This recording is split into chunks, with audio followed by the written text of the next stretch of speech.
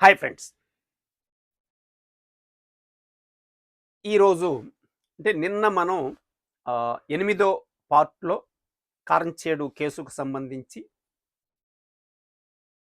కోర్ట్‌లో నడుస్తున్నటువంటి కేసు, అక్కడ ఉన్నటువంటి ప్రాబ్లమ్ కారణంగా అంటే అది అక్కడ సీట్‌లో కూర్చున్నటువంటి జడ్జి గారు ఎవరైతే ఆ ముద్దాయిలుండారో వాళ్ళకి వ్యతిరేకమైనటువంటి భావజాలం కలిగినటువంటి వ్యక్తి కారణంగా శిక్ష వేయాలనేటువంటి ఆసక్తితో ఉన్న కారణంగా అక్కడ నుంచి ఆ కేసుని బలహీనపరచటం కోసం ఇక్కడ చేయవలసిన పనేంటంటే, టాడాని మనం రద్దు చేయించడం. ఈ టాడా తీసేయగలిగితే, ఆ కేసు బలహీనపడుతుంది. ఆ ఉద్దేశ్యంతో స్టేట్ గవర్నమెంట్‌ని వీళ్ళు అప్రోచ్ అవ్వటం, కలవటం. అది అంబటి రాంబాబు ద్వారా మూవ్ అవ్వటం కారణంగా ఇది సీఎం దాకా వెళ్ళి వైఎస్ రాజశేఖర రెడ్డి గారి దగ్గర బ్రేక్ అయ్యి ఆగింది. ఎందుకు బ్రేక్ అయింది ఏంటనేది 8దో వీడియోలో మనం మాట్లాడుకుందాం. ఇప్పుడు ఏం చేయాలి? ఇక్కడ ఆహ్, వైఎస్ఆర్ గారిని కన్విన్స్ చేయాలి ఒకటి. 2 మనకి అడ్డంకిగా ఉంది. దగ్గుబాటి వెంకటేశ్వరరావు గారు అనుకూలంగా ఉంటారా? వ్యతిరేకంగా ఉంటారా? ఇది ప్రాబ్లమ్. కాబట్టి ఆయన్ని కన్విన్స్ చేయాలి. రెండోది వైఎస్ఆర్ గారిని కన్విన్స్ చేయాలి. ఇక్కడ 2 అంశాలు. కాబట్టి ఇక్కడ ఏదైతే బ్రేక్ వచ్చిందో అంటే దగ్గుబాటి వెంకటేశ్వరరావు ఫాదరు చనిపోయింది. ఆయన ఫాదర్ చనిపోయి ఆయన కాంగ్రెస్ పార్టీలో ఉంటే అదే కాంగ్రెస్ పార్టీ ఏ విధంగా ముద్దాయిలకి సహాయపడుద్ది? ఇలా టాడా తీసేయటంలో సాధ్యం కాదు కదా! ఇక్కడ ఆగింది. ఇది అయితే ఇక్కడ అంబటి రాంబాబు గారు సార్ ఏమైంది? ఈ కేసుకు సంబంధించి వాళ్ళు అప్పీల్ చేసుకున్నారు కదా! టాడా మీద అని అడగటానికి వెళ్ళినప్పుడు వైఎస్ఆర్ గారు తిరిగి ప్రశ్నించడం జరిగింది. ఆయన దగ్గుబాటి వెంకటేశ్వరరావు వాళ్ళ ఫాదర్ అంట కదా! నాకు ముందు చెప్పాలి కదా! ఇక్కడ ఆగింది కదా! ఈ విషయాన్ని వీళ్ళు ఎవరైతే నక్సలైట్లు ఉండారో ఈ కేసులో, వీళ్ళు ముందుగానే ఊహించి దీనికి సంబంధించిన పరిష్కారం వాళ్ళు ముందుగానే ప్రయత్నం చేశారు. అంటే వాళ్ళు సాధారణమైన మనుషులు కాదు కదా! అంటే మనలాగా అయితే ఏదైనా ప్రాబ్లమ్ వచ్చినప్పుడు ఆలోచిస్తాం. వాళ్ళేం చేస్తారంటే ప్రాబ్లమ్‌ని ముందుగానే ఊహిస్తారు. అంటే జరగబోయే పరిణామాలని ముందుగానే అంచనాకొచ్చి వాటికి కూడా వీరు సొల్యూషన్‌ని దగ్గర పెట్టుకుంటారు. పరిష్కారం. అది వాళ్ళు ముందు చూపుతో ఉంటారనమాట.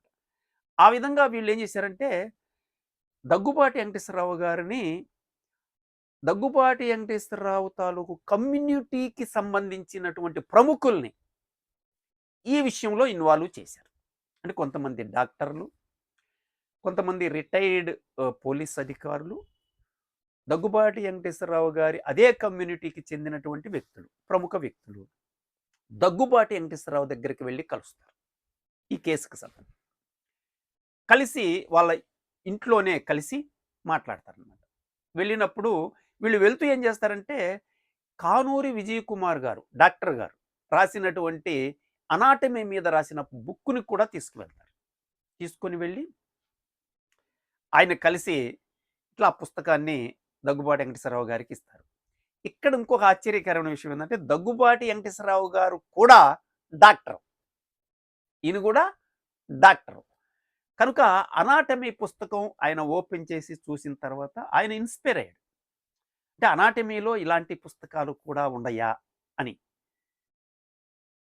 సరే. ఏంటి? ఎందుకొచ్చారు? ఏంటి? అనే సంభాషణలోకి వెళ్తే, వీళ్ళు అప్పుడు చెప్పారన్నమాట. ఆ పుస్తకం రాసిన వ్యక్తి కానూరి విజయ్ కుమార్ గారు, డాక్టర్ గారు, ప్రొఫెసర్ అనాటమీ ప్రొఫెసర్ గారు. చాలా ప్రముఖమైన వ్యక్తి. ఇంటలెక్చువల్ మేధావి. అలాంటి వ్యక్తి మీద ఒక కేసు నడుస్తోంది. అదే దగ్గుబాటి చెంచురామయ్య గారి హత్య కేసు. దాంట్లో టాడా గూడా ఇంక్లూడ్ చేయటం జరిగింది. వీళ్ళు కేసు తీసేయమని అడగటం లేదు. వాళ్ళు అడుగుతుందేంటంటే, టాడా రద్దు చెయ్యండి అని చెప్పి గవర్నమెంట్‌ని వాళ్ళు అప్రోచ్ చేయారు. గవర్నమెంట్‌ని కలిసి టాడా రద్దు చేయమని చెప్పి అడిగారు. అయితే గవర్నమెంటు ఇదే గవర్నమెంట్‌లో మీరు కూడా ఉన్నారు. కనుక ఆహ్, వైఎస్ఆర్ గారు దగ్గుబాటి వెంకటేశ్వరరావు గారు కాంగ్రెస్ పార్టీలో ఉన్నప్పుడు, ఆయన ఫాదర్‌ని చంపిన వాళ్ళకి సహకరించటం ప్రాక్టికల్‌గా సాధ్యం కాదు గదా! ఇదే పరిస్థితి నెలకొని ఉందండి. ఈ క్రమంలో మీ దగ్గరికి రావటం జరిగింది.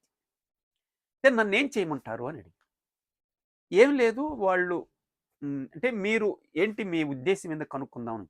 నాకైతే వెంకటేశ్వరరావు గారు చెప్పిన మాటలేంటంటే ఆయన మాటల్లో నుంచి, నాకు ఈ కేసుకు సంబంధించి ఎలాంటి ఇంట్రెస్ట్ లేదు.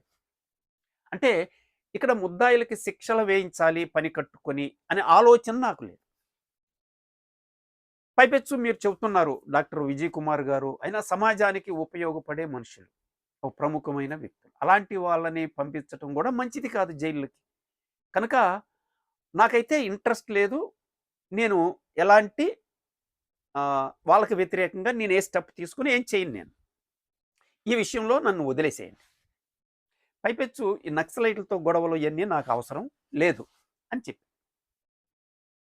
సరే ఓకే.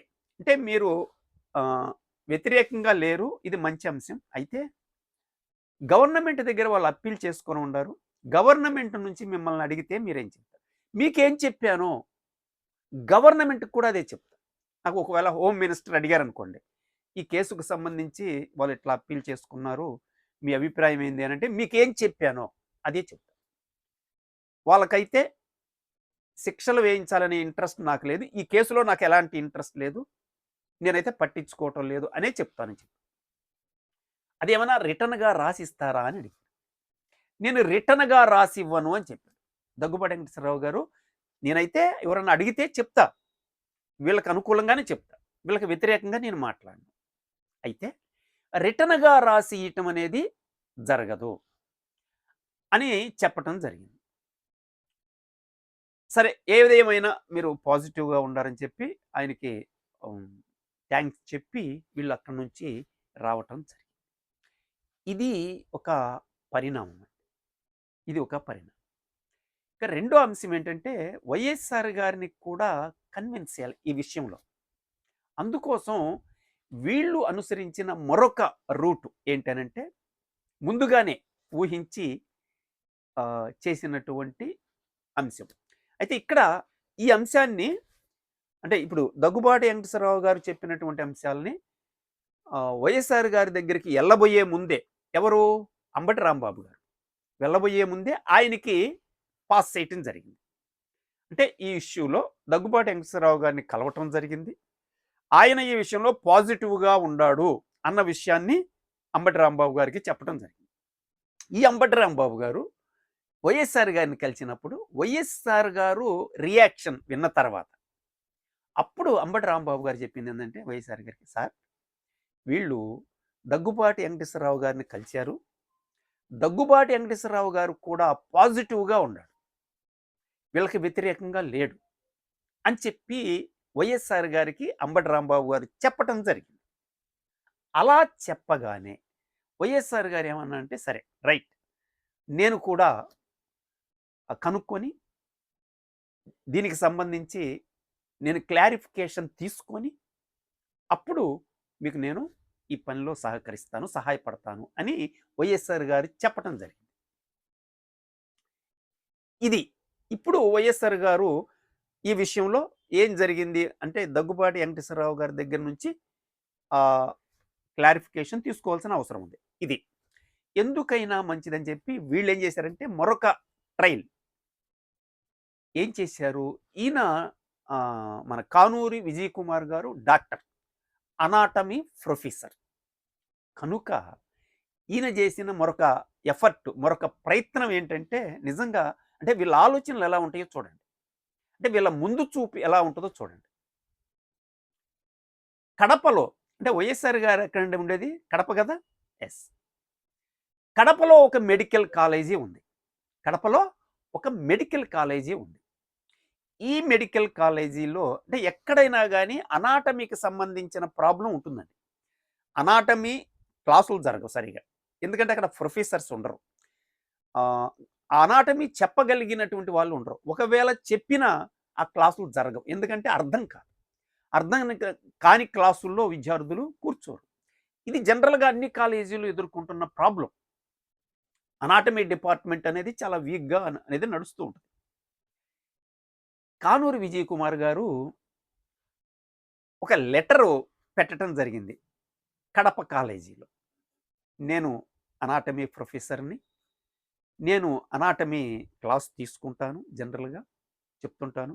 మీ కాలేజీలో చేయాలని నాకు ఇంట్రెస్ట్‌గా ఉంది. కనుక నేను ఒకరోజు డెమో క్లాస్ ఇస్తాను. అది వినండి. నచ్చితే నాకు మీ కాలేజీలో అవకాశం ఇవ్వండి అని ఈయన ఒక లెటర్ పెట్టుకోవటం జరిగింది. ఈ లెటర్ పెట్టుకోగానే వాళ్ళు అంటే ప్రతి కాలేజీకి అనాటమీకి సంబంధించిన ప్రాబ్లమ్ ఉంటుంది. ఆ ప్రాబ్లమ్‌ని సాల్వ్ చేస్తానంటే ఎవరు కాదంటారండి? ఎస్ రండి అని ఆహ్వానించారు. మన విజయ్ కుమార్ గారు కడప వెళ్ళటం జరిగింది. వెళ్ళి ఆయనకి ఒక టైం ఇవ్వటం జరిగింది. ఆ టయానికి ఆయన క్లాస్‌కి అటెండ్ అయితే విద్యార్థులతో పాటు ప్రొఫెసర్స్ కూడా వచ్చి కూర్చున్నారు. కూర్చుంటే ఈయన 1 అవరు, 1 ½ అవరో లేదా 2 అవర్స్ ఈయన అనాటమీ మీద ఒక పరిచయం ఉపన్యాసం చేయటం జరిగింది. ఆశ్చర్యపోయారండి. అక్కడ అటెండ్ అయిన వాళ్ళందరూ కూడా ఆశ్చర్యపోయారు. అంటే అనాటమీ సబ్జెక్ట్‌ని ఇంత ఈజీగా, ఇంత అద్భుతంగా డీల్ చేయొచ్చా? ఇంతవరకు లైఫ్‌లో వినలేదు ఇట్లా. అంటే అనాటమీని ఇట్లా డీల్ చేయొచ్చు. ఇలా ప్రెజెంట్ చేయొచ్చు. ఇలా అర్థం చేయించొచ్చు. ఇంత అద్భుతంగా చెప్పొచ్చు. ఇంత ఇంత ఇంట్రెస్ట్‌గా. ఇంత అద్భుతమైన ఇంట్రెస్టింగ్ సబ్జెక్టు ఎందుకని బలహీనంగా ఉంది? అని అందరికీ ఆశ్చర్యం వేసిందనమాట. యెస్. వాళ్ళు వెంటనే ఇన్‌స్పైర్ అయిపోయారు. మేము అనాటమీ హెచ్ఓడిగా తీసుకుంటాం మిమ్మల్ని. మీరు ఎప్పుడు వస్తారో చెప్పండి అని వాళ్ళు అడగటం జరిగింది. అయితే అప్పుడు విజయ్ కుమార్ గారు అవకాశాన్ని ఉపయోగించుకొని ఈయన మాట్లాడింది. యెస్. నేనైతే వస్తానండి. కాకపోతే నాకు ఒక చిన్న ప్రాబ్లమ్ ఉంది. ఏంటంటే నాకు ఒంగోలు జిల్లా కోర్టులో ఒక హత్య కేసుకు సంబంధించి దాంట్లో నన్ను కూడా ముద్దాయిగా పెట్టడం జరిగింది. ఆ కేసులో టాడా అనే చట్టం కూడా ఉండటం వల్ల అది మాకు ఇబ్బందికరంగా ఉంది. మేము కోర్టు కేసుని మేము ఫేస్ చేస్తాం. అది మాకు ప్రాబ్లమ్ లేదు. కానీ దాంట్లో టాడా ఇంక్లూడ్ అయింది. కనుక తిరిగి జైలుకెళ్ళే శిక్ష పడే అవకాశం ఉంది. జైలుకెళ్ళే ప్రమాదం ఉంది. కనుక ఇది క్లియర్ అయిన వెంటనే నేను మీకు ఇంటిమేషన్ ఇస్తాను. నేను మీ కాలేజీలో అనాటమీ ప్రొఫెసర్‌గా జాయిన్ అని చెప్పటం జరిగింది. ఇది ఎందుకు ఈయన ప్రెజెంట్ చేశాడు? కడప. ఇదే విషయాన్ని కూడా చెప్పాడు. ఏంటంటే మేము ఆల్రెడీ గవర్నమెంట్‌కి అప్పీల్ చేసుకొని ఉన్నామంటే టాడా తీసేయమని. టాడా తొలగించండి ఈ కేసులో అని మేము గవర్నమెంట్‌కి అప్పీల్ చేసుకోవటం జరిగింది. అక్కడ పెండింగ్‌లో ఉంది. వైఎస్ఆర్ గారి దగ్గర పెండింగ్‌లో ఉంది. అది అయిపోయిన వెంటనే మా కేసు కూడా దాదాపుగా వీక్ అయిపోతుంది. ప్రాబ్లమ్ ఉండదు మాకు అని చెప్పడం జరిగింది. అంటే ఏంటి? అంటే కడప మెడికల్ కాలేజీ అంటే వైఎస్ఆర్ గారికి బాగా పరిచయస్తులే ఉంటారు. ఆయనతో అవసరం ఉంటుంది కాబట్టి ఆయనతో బాగా ఆ డీలింగ్స్ ఉంటాయి. ఆ కమ్యూనికేషన్ ఉంటుంది. వాళ్ళు ఏం చేస్తారు? వాళ్ళు కూడా ఈ కేసులో సహకరించమని వాళ్ళ వాయిస్‌గా ఆయన డాక్టరు మా కాలేజీకి మెడికల్ కాలేజీకి అవసరం ఆయన మేము తెచ్చుకోవాలనుకుంటున్నాం. అయితే ఆయన ప్రస్తుతం ఈ ప్రాబ్లమ్‌లో ఉన్నారు. ఆ ప్రాబ్లమ్‌లో నుంచి ఆయన బయటపడితే మేము ఆయన్ని మా కాలేజీలకి తెచ్చుకోవటానికి అవకాశం ఉంటుంది అని వైఎస్ఆర్ గారికి ఇంటిమేషన్ ఇచ్చే అవకాశం ఉంది కదా!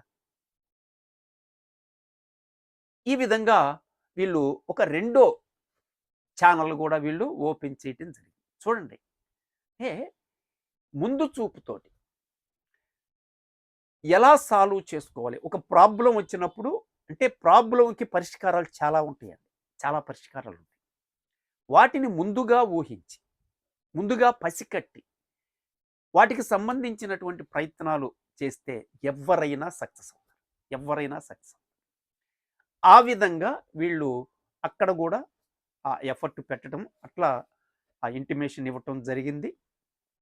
ఇక్కడ ఏం జరిగిందంటే ఇక విషయానికొస్తే వైఎస్ఆర్ గారు దగ్గర ఆయన చెప్పినప్పుడు సరే నేను కనుక్కుంటానని చెప్పి అనటం.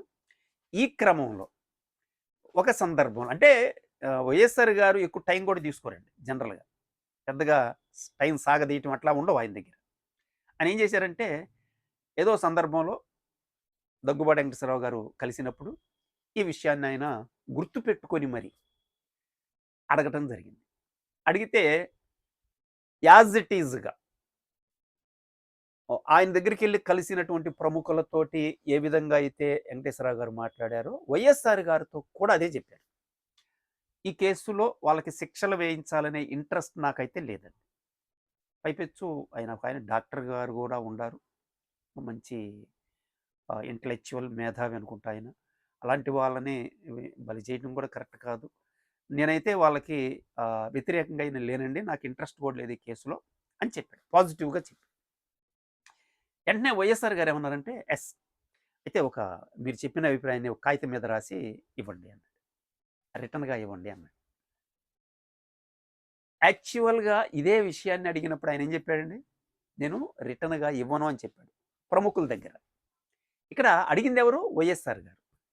మరుమాట మాట్లాడకుండా వెంటనే వెళ్ళి ఆయన ఒక పేపరు లెటర్ ప్యాడ్ తీసుకొని దాని మీద ఆయన రిటర్న్‌గా రాసి ఆయన సంతకం పెట్టి స్టాంప్ వేసి వైఎస్ఆర్ గారికి ఇవ్వటం జరిగింది. ఏమని? కారంచేడు కేసుకు సంబంధించిన ఫలానా కేసులో ముద్దాయిలకి క్షమాభిక్ష పెట్టండి అని రాస్తూ ఆయన సంతకం పెట్టి వైఎస్ఆర్ గారికి ఇవ్వటం జరిగింది. వైఎస్ఆర్ గారు తీసుకొని వెంటనే ఆయన ఆ ఫైల్ మీద సంతకం చేసి ఆయన జీవో రిలీజ్ చేయడం జరిగింది. చేసి జిల్లా కోర్టుకి పంపించారు. జిల్లా కోర్టుకి పంపించారు. ఇది ఫ్రెండ్స్ ఈరోజు వీడియో. నెక్స్ట్ ఏం జరిగింది?